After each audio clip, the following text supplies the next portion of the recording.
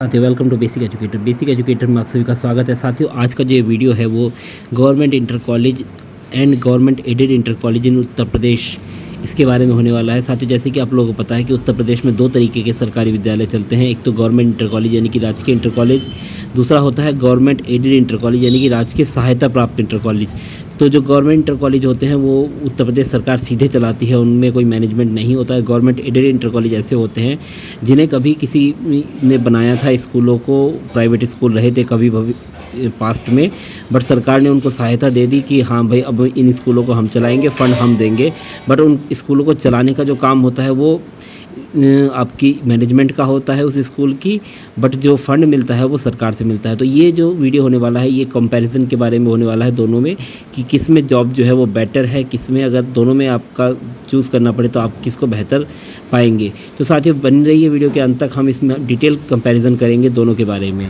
तो साथियों इस प्रकार से आप देख पा रहे हैं तो सबसे पहले उत्तर प्रदेश में जो सरकारी विद्यालय है वो दो तरीके के होते हैं। एक government inter college Holi own and run by state government, जो कि पूरी तरीके से सरकार द्वारा रन किए जाते हैं और सरकार द्वारा ओन किए जाते हैं, यानी कि सरकारी होते हैं पूरी तरीके से, उसमें किसी की कोई हिस्सेदारी नहीं होती है। दूसरा होता है गवर्नमेंट एडेड इंटर कॉलेज, यानी कि जो एडेड होते हैं, फंडेड होते हैं बाय स्टेट गवर्नमेंट और जो चलाए जाते हैं बाय इट्स ओन मैनेजमेंट, जो मतलब उनका जो संचालन किया जाता है वो मैनेजमेंट के द्वारा किया जाता है। बट जो फंडेड होते हैं वो स्टेट गवर्नमेंट, यानी कि जो सैलरी वगैरह और जो पूरे साल की जो ग्रांट वगैरह आती है वो स्टेट गवर्नमेंट से आती है। बट स्कूलों को चलाना कैसे है वो मैनेजमेंट देखती है, उसमें गवर्नमेंट का रोल नहीं होता है। साथियों इसमें जो पोस्ट होती हैं उसमें भी दो तरीके की पोस्ट होती हैं। गवर्नमेंट इंटर कॉलेज में डिफरेंट टाइप की पोस्ट होती हैं और जो गवर्नमेंट एडेड कॉलेज होते हैं उनमें डिफरेंट टाइप की पोस्ट होती है। तो सबसे पहले गवर्नमेंट इंटर कॉलेज की बात कर लेते हैं। तो गवर्नमेंट इंटर कॉलेज में सबसे पहले होता है LT ग्रेड टीचर। तो LT ग्रेड टीचर जो होता है वो क्लास 6 to 10 पढ़ाता है, और एक होता है लेक्चरर जो कि क्लास 11-12 पढ़ाता है। इस तरीके से गवर्नमेंट एडेड इंटर कॉलेज जो होते हैं उसमें TGT होते हैं। TGT क्लास 6 to 10 पढ़ाते हैं और PGT क्लास 11 and 12 पढ़ाते हैं, यानी कि LT grade is equivalent to TGT and lecturer is equivalent to PGT। फिर उसके बाद एज लिमिट क्या रहती है एप्लीकेशन की, अगर हम उसके लिए फॉर्म भरेंगे, आवेदन करेंगे। तो साथियों GIC के लिए आवेदन की डेट फिक्स है, 40 साल की उम्र तक आप अप्लाई कर सकते हैं गवर्नमेंट इंटर कॉलेज के लिए। बट जो गवर्नमेंट एडेड इंटर कॉलेज होते हैं उनमें एज बार नहीं होता है। 60 साल रिटायरमेंट की उम्र है तो तब तक आप चाहे तो 59 साल की उम्र भी है तब भी आप अप्लाई कर सकते हैं। तो इसमें एक एज रिलैक्सेशन होता है कि आप जब चाहे तब अप्लाई कर सकते हैं। गवर्नमेंट एडेड इंटर कॉलेज में कोई भी एज बार नहीं है। सिलेक्शन प्रोसीजर कैसा होता है, देखिए दोनों का जो सिलेक्शन प्रोसीजर है वो डिफरेंट है और दोनों का जो सिलेक्शन है वो डिफरेंट बोर्ड्स के द्वारा कराया जाता है। सबसे पहले बात गवर्नमेंट इंटर कॉलेज करते हैं। तो LT ग्रेड का जो एग्ज़ाम है वो 2 tier एग्ज़ाम होना है। पहला वाला जो ऑब्जेक्टिव प्री जो होगा वो ऑब्जेक्टिव होगा, मेंस आपका सब्जेक्टिव होगा। पिछली बार जो साथियों 2018 में रिक्रूटमेंट आई थी वो 1 tier एग्ज़ाम हुआ था LT में। तो इस बार जो नया प्रतिवेदन तैयार किया गया है उसमें LT में भी 2 tier एग्ज़ाम करने की बात कही गई है। तो हम मान के चल रहे हैं कि LT ग्रेड में भी इस बार 2 tier एग्ज़ाम ही होगा।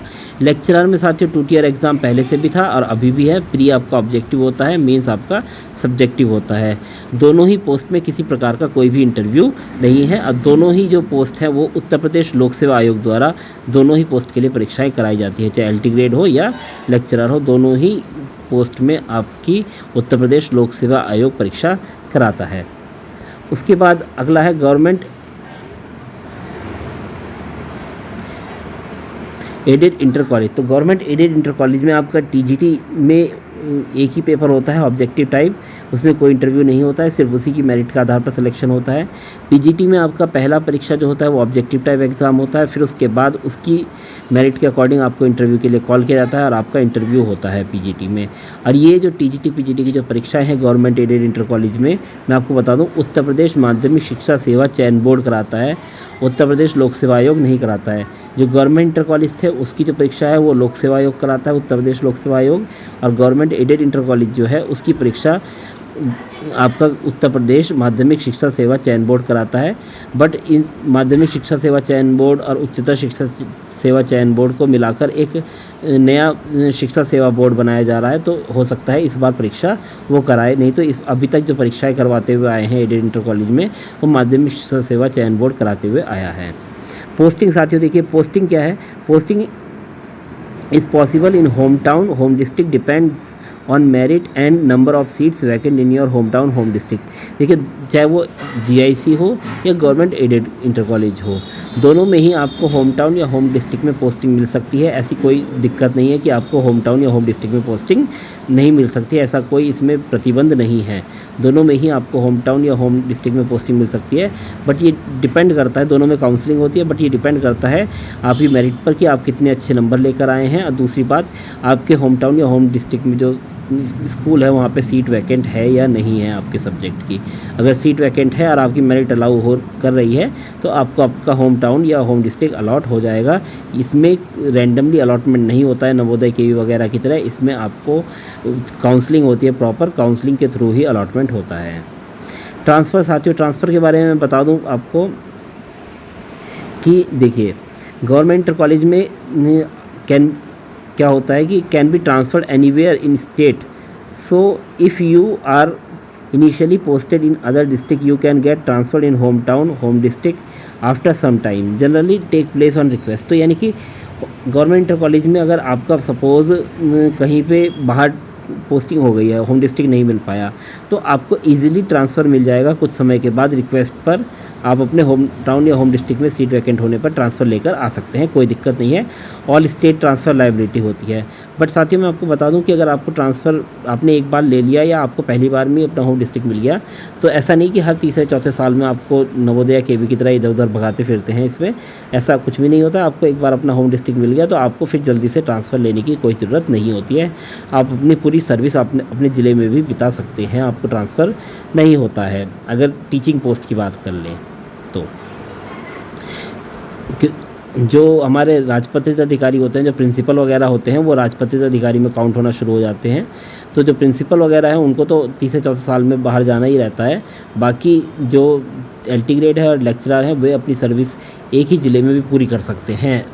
अगर तो इसमें एक फ्लेक्सिबिलिटी रहती है गवर्नमेंट इंटर कॉलेज में कि अगर आपको आपका होम डिस्ट्रिक्ट नहीं मिला है तो आप इजीली ट्रांसफ़र लेकर आ सकते हैं, तो कभी भी जब भी आपको सीट वैकेंट मिलेगी अपने मतलब डिस्ट्रिक्ट में। जो government aided college inter college होते हैं उसमें एक साथियों दिक्कत की बात है, मैं आपको बता देता हूँ कि इसमें यूजुअली कोई ट्रांसफ़र नहीं होता है। ये क्या होती है, ये स्कूल की जॉब है, यानी कि आपका जो स्कूल है वही एक कैडर है। इस GIC में तो ऑल स्टेट कैडर होता है, इसमें क्या होता है स्टेट कैडर नहीं होता, स्कूल ही अपने आप में कैडर होता है। तो इसमें कोई भी यूजुअल ट्रांसफ़र नहीं होता है। आपको पूरी सर्विस जो है वो अपनी एक ही स्कूल में ख़त्म करनी होती है। कुछ स्पेशल केसेस में म्यूचुअल ट्रांसफ़र को अलाउ कर दिया जाता है कि अगर आप म्यूचुअल ट्रांसफ़र लेना चाहें तो ले सकते हैं, और कुछ रेयर केसेस में आपको ट्रांसफ़र भी हो जाता है, बट उसमें आपको जो माध्यमिक शिक्षा विभाग है उसके सेक्रेटरी की प्रायर परमिशन रिक्वायर होती है, और फिर उसके बाद आप वो ट्रांसफ़र ले सकते हैं। बट वो परमिशन मिलना बहुत मुश्किल होता है, हाई अप्रोच वगैरह की ज़रूरत होती है। तो इसमें गवर्नमेंट एडेड इंटर कॉलेज में अगर आपका एक बार सपोज़ किसी दूसरे डिस्ट्रिक्ट में हो गया तो हो सकता है कि आपको पूरी ज़िंदगी उसी स्कूल में अपनी नौकरी काटनी पड़ जाए। ट्रांसफ़र होने बहुत मुश्किल होते हैं, इसमें हाई अप्रोच, हाई पैसा, बहुत कुछ चाहिए होता है, आप लोग समझ सकते हैं। बट गवर्नमेंट इंटर कॉलेज में ऐसा नहीं है, उसमें यूजुअली आपकी ट्रांसफ़र ड्राइव चलती रहती है, तो आप ट्रांसफ़र लेकर आ सकते हैं। प्रमोशन की बात कर लें तो दोनों जो स्कूल हैं हमारे, चाहे गवर्नमेंट इंटर कॉलेज हो या गवर्नमेंट एडेड इंटर कॉलेज हो, तो उसमें प्रमोशन की बात कर लेते हैं। पहले गवर्नमेंट इंटर कॉलेज की बात कर लेते हैं। तो LT grade teacher can become lecturer by giving limited departmental examination. तो LT ग्रेड के टीचर जो है लिमिटेड डिपार्टमेंटल एग्जाम देकर लेक्चरर बन सकते हैं, सीनियरिटी बेसिस पर भी बन सकते हैं। Lecturer can become principal by giving LD conducted by UPPSC। Uttar Pradesh लोक सेवा आयोग प्रिंसिपल के लिए एक लिमिटेड डिपार्टमेंटल एग्ज़ाम कराता है, तो उसके थ्रू भी वो प्रिंसिपल बन सकते हैं, या सीनियरिटी बेसिस पर भी प्रिंसिपल बन सकते हैं। और जो प्रिंसिपल होते हैं GIC के, principal of GIC is equivalent rank of BSc। Principal जो होता है GIC का वो BSc के इक्वलेंट रैंक का होता है, यानी कि बेसिक शिक्षा अधिकारी के इक्वलेंट रैंक का होता है। बेसिक शिक्षा अधिकारी जो होता है वो प्राइमरी का बॉस होता है स्टेट मतलब आपके डिस्ट्रिक्ट में जो प्राइमरी एजुकेशन है, प्राइमरी स्कूल्स होते हैं, उसका बॉस होता है बीएसए। तो यानी कि जो जीआईसी का प्रिंसिपल है वो बीएसए के ट्रांसफ़र पे भी जा सकता है, या एडीआईओएस के इक्विवेलेंट भी होता है। एडीआईओएस मतलब होता है assistant district inspector of schools, तो एडीआईओएस के भी इक्विवेलेंट होता है, या सीनियर लेक्चरर डाइट या वाइस प्रिंसिपल डाइट के भी इक्विवेलेंट होता है जीआईसी का प्रिंसिपल। या आपके स्टेट गवर्नमेंट के जो एजुकेशन डिपार्टमेंट में है, जैसे राज्य विज्ञान संस्थान वगैरह है, तो उसमें असिस्टेंट डायरेक्टर की पोस्ट भी उसके इक्विवेलेंट होती है। तो जीआईसी में प्रिंसिपल बनना मतलब अपने आप में एक बहुत बड़ा अधिकारी बन जाना है, एक तरीके से ये समझ लीजिए आप। और फिर उसके बाद उन लोगों को पीईएस रैंक दी जाती है, यानी कि जैसे पीसीएस होता है प्रोविंशियल सिविल सर्विस, या पीपीएस होता है प्रोविंशियल पुलिस सर्विस, यानी कि जिससे एसडीएम बनते हैं, या आपके जो डिप्टी एसपी बनते हैं, तो उनको पीसीएस या पीपीएस रैंक मिलती है। तो इनको जो जब प्रिंसिपल बन जाते हैं आप, तो पीईएस रैंक से नवाजा जाता है, यानी कि प्रोविंशियल एजुकेशन सर्विस, प्रांतीय शिक्षा सेवा के आप सदस्य बन जाते हैं। पीईएस रैंक आपको मिल जाती है, तो आप अपने नाम के सामने पीईएस लिख सकते हैं। और उसके बाद आपके शिक्षा विभाग में ही बहुत आगे और भी प्रमोशन अवेलेबल है। तो इस तरीके से बहुत अच्छी पोस्ट की हायरार्की है। अगर आप एलटी ग्रेड में भी चयन होता है, तो आप भविष्य में बढ़ते बढ़ते एक अधिकारी रैंक पर जाकर अपनी सर्विस ख़त्म कर सकते हैं। सिर्फ एक टीचर पर आपको अपनी सर्विस ख़त्म करने की ज़रूरत नहीं है। साथियों, गवर्नमेंट एडेड इंटर कॉलेज की अगर हम बात करें, तो TGT of allied cadre can be promoted to PGT if PGT post is vacant in that school. अगर पीजीटी पोस्ट वैकेंट है उस स्कूल में, तो उस कैडर का टीजीटी जो है वो पीजीटी बन सकता है। सपोज़ पीजीटी ज्योग्राफी की पोस्ट वैकेंट है, और कोई टीजीटी सोशल साइंस है, उसने ज्योग्राफी में पीजी किया हुआ है, तो उसे पीजीटी की पोस्ट पे प्रमोट किया जा सकता है। बट अगर सपोज़ पीजीटी की कोई पोस्ट वैकेंट होती ही नहीं है, टीजीटी सोशल साइंस है, बट पीजीटी हिस्ट्री भी भरा हुआ है, पीजीटी ज्योग्राफी भी भरा हुआ है, पीजीटी पॉल साइंस भी भरा हुआ है, सब भरा हुआ है, पीजीटी इकोनॉमिक्स भी भरा हुआ है, अब वे लोग अगर रिटायरमेंट वगैरह नहीं हो रहा है उनका, वे कहीं नहीं जा रहे हैं, सीट वैकेंट नहीं हो रही है, तो आपका तब तक प्रमोशन नहीं होगा, क्योंकि आपका जो कैडर है वो स्कूल कैडर है, आपका स्टेट कैडर नहीं है कि किसी दूसरे स्कूल में सीट वैकेंट हुई तो आपको वहाँ पे ले गए सीनियरिटी के बेसिस पर। नहीं, आपको अपने स्कूल में ही अगर पीजीटी की पोस्ट वैकेंट होती है तो तभी आपको पीजीटी में प्रमोशन मिलेगा, नहीं तो आप ज़िंदगी भर टीजीटी की पोस्ट पर रह जाएंगे। जो पीजीटी होते हैं वो पीजीटी जो उत्तर प्रदेश माध्यमिक शिक्षा सेवा चयन बोर्ड है, वो एक लिमिटेड डिपार्टमेंटल एग्ज़ाम कराता है, उसके थ्रू प्रिंसिपल की पोस्ट पर प्रमोट हो सकते हैं पीजीटी जो होते हैं। तो ये परीक्षा बार बार नहीं कराई जाती है, 8-10 साल में एक बार परीक्षा ये होती है, तो जब भी जिसका मौका मिले तो वो बन जाते हैं प्रिंसिपल। और एक बार आप किसी गवर्नमेंट एडेड इंटर कॉलेज में प्रिंसिपल बन गए तो उसके आगे फर्दर आपका कोई भी प्रमोशन नहीं है। जैसे कि आपको जीआईसी में प्रिंसिपल बनने के बाद बीएससी का बनने का मौका मिलता है, एडीआईओएस बनने का मौका मिलता है, डाइट यानी कि district institute of education training में वाइस प्रिंसिपल बनने का मौका मिलता है, या जो हमारे स्टेट गवर्नमेंट के जो रिसर्च इंस्टीट्यूट है एजुकेशन के, उनमें असिस्टेंट डायरेक्टर बनने का मौका मिलता है। तो ऐसी कोई सुविधाएं यहाँ पर नहीं है। और साथ ही मैं बता दूँ कि जैसे उसमें पीईएस रैंक मिल जाती है आपको प्रोविंशियल एजुकेशन सर्विस की, इसमें प्रिंसिपल को पीईएस रैंक नहीं मिलती है, ये आपको ध्यान रखना है। स्टेटस ऑफ जॉब की बात कर लेते हैं तो गवर्नमेंट इंटर कॉलेज के जो एम्प्लॉयज़ हैं वो स्टेट गवर्नमेंट एम्प्लॉय कहलाते हैं, और जो गवर्नमेंट एडेड इंटर कॉलेज के जो एम्प्लॉयज़ होते हैं वो स्कूल के एम्प्लॉय कहलाते हैं, मैनेजमेंट के एम्प्लॉय कहलाते हैं, स्टेट गवर्नमेंट के एम्प्लॉय नहीं कहलाते हैं। आप सिर्फ अपनी सैलरी ड्रॉ कर रहे होते हैं गवर्नमेंट से, बट आप स्टेट गवर्नमेंट एम्प्लॉय टेक्निकली नहीं होते हैं, तो they are not considered state government employees technically. Benefits क्या हैं, तो गवर्नमेंट इंटर कॉलेज के जो एम्प्लॉयज़ होते हैं वो एलटीसी अवेल कर सकते हैं, स्टूडेंट लीव्स अवेल कर सकते हैं, और मेडिकल फैसिलिटीज़ अवेल कर सकते हैं जैसे अन्य स्टेट गवर्नमेंट एम्प्लॉयज़ की तरह। जो गवर्नमेंट एडेड इंटर कॉलेज के एम्प्लॉयज़ होते हैं ये फैसिलिटीज़ उनको एक्सरसाइज नहीं कर सकते हैं, क्योंकि वो स्टेट गवर्नमेंट एम्प्लॉयज़ नहीं होते हैं, उन्हें एलटीसी वगैरह नहीं मिलती है। सैलरी की बात करें तो सैलरी स्ट्रक्चर ऑलमोस्ट सेम है बहुत टाइप ऑफ स्कूल्स में, दोनों स्कूल में सैलरी सेम है। एलटी ग्रेड और टीजीटी को पे लेवल 7 मिलता है, और लेक्चरर और पीजीटी को पे लेवल 8 मिलता है आपका।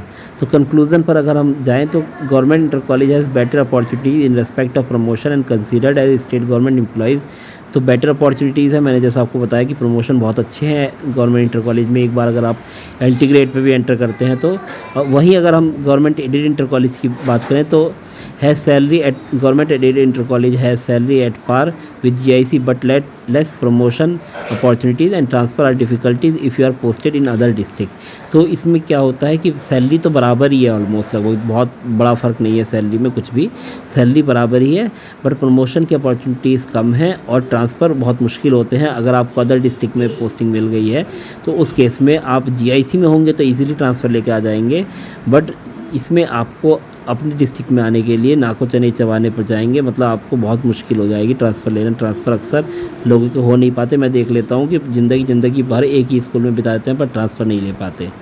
तो अगर हम कंक्लूज़न पर जाएँ तो government inter college has an edge. तो गवर्नमेंट इंटर कॉलेज को जो गवर्नमेंट एडेड इंटर कॉलेज है उसके ऊपर एज है। तो अगर आपको मौका मिले दोनों में, देखिए नौकरी नहीं मिल रही है तो दोनों में से कुछ भी मिल जाए तो बेहतर है, बट अगर आपको मौका मिले दोनों में चूज़ करने का तो गवर्नमेंट इंटर कॉलेज एक बेहतर अपॉर्चुनिटी है। तो आप सभी का वीडियो में बने रहने के लिए धन्यवाद। अगर आप मुझसे कंपैरिजन के दौरान कोई त्रुटि हो गई हो, कोई टॉपिक छूट गया हो या किस चीज़ को मैं कवर नहीं कर पाया हूँ या कुछ जोड़ आप लोगों को एक्स्ट्रा जोड़ना हो तो आप कमेंट के माध्यम से या टेलीग्राम ग्रुप के माध्यम से इसमें जोड़ सकते हैं। धन्यवाद। Thank you. Thanks for being with basic educator.